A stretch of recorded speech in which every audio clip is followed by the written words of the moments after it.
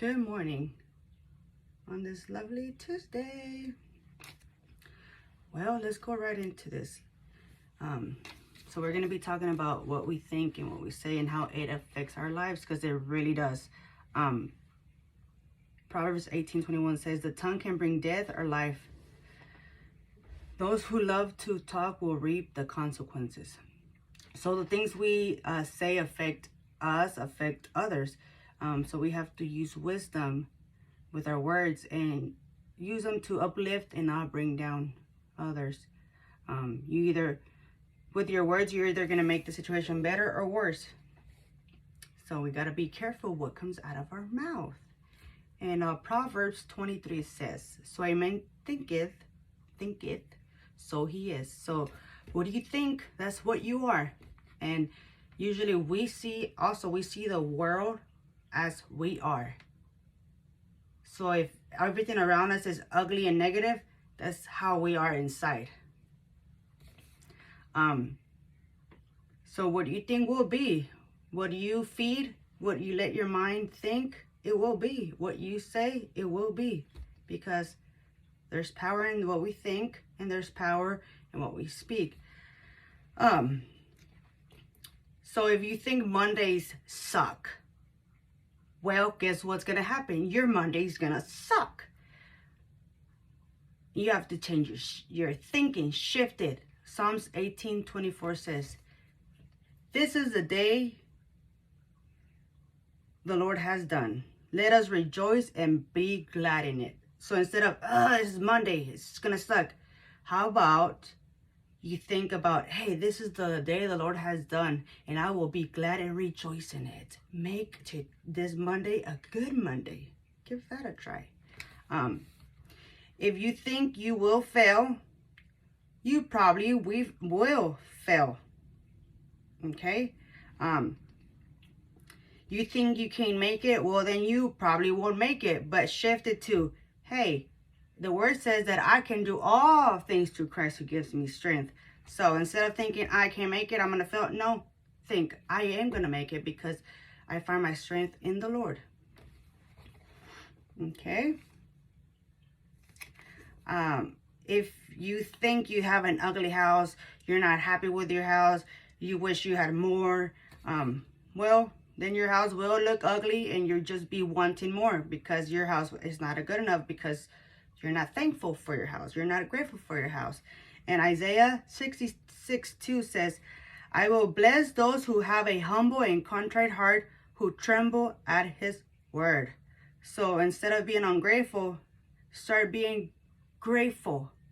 Humble yourself before the Lord, and maybe then the Lord can bless you with something better and bigger like you really desire. But first you have to be grateful for the home you now have. You think your marriage won't make it? Well, then your marriage won't make it. But if you think instead, if you're a husband, if you think, the word says the man who finds a wife finds a treasure and he receives favor from the Lord. Instead of thinking your wife is a mess that just stays home and doesn't do nothing and she's ungrateful, she's this, she's that. Instead of that, thinking all that, think what Proverbs 18:22 says, that a man who finds a wife finds a treasure.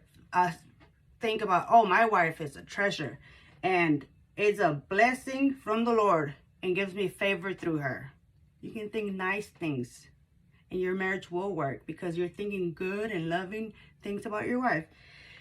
If you're a woman, and for your spouse, if you think you're not going to make it, that it's done, like your husband is a jacked up mess and all you do is bring him down and all this stuff, Proverbs 14:1 says, a wise woman builds her home, but a foolish woman tears it down with her own hands.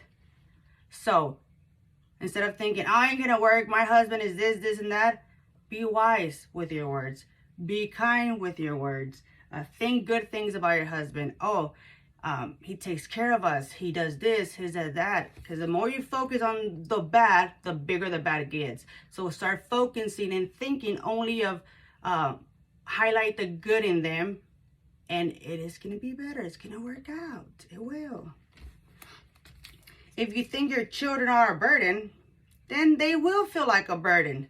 But Psalms 127:3 says, children are a gift from the Lord, a reward from him. So instead of thinking, oh, my kids are a burden, I wish I didn't have them, why don't they go with their dad, or nobody helps me with them?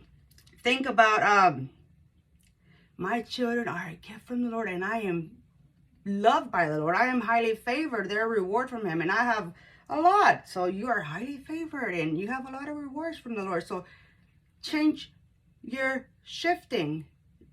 Change your thinking, shift it, and ask the Lord, help me with my children. You gave me these blessings, these rewards, so can you please help me to discipline, to love them, to care for them in a godly, loving way? And the Lord will do that for you too as well.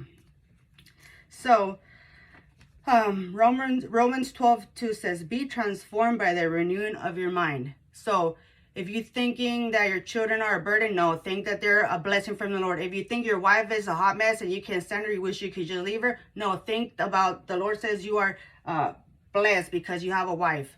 And shift your thinking, and your days will get better. Your situation will be get better. You will be more joyful too. Like, come on now.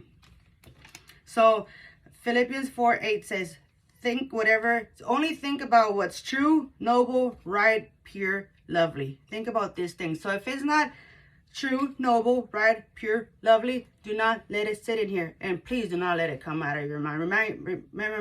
Remember, if just because it comes to your mind does not have to come out of your mouth. Because you destroy your home. You speak life and death to your situation. If you say your kids are just bad and they're lazy and they're this, well, your kids will be bad and lazy and this and this and that. Because what you say is you speak life and death. So be careful what you think, and be careful what you say, and only think about what's true, noble, right, pure, and lovely. Renew your mind. With the Lord's help, you can do this, and you will see how blessed you are. You'll be full of joy and peace and content, not miserable, bitter, and hopeless, and ungrateful. So watch your mouth and watch what you think. You have a blessed day.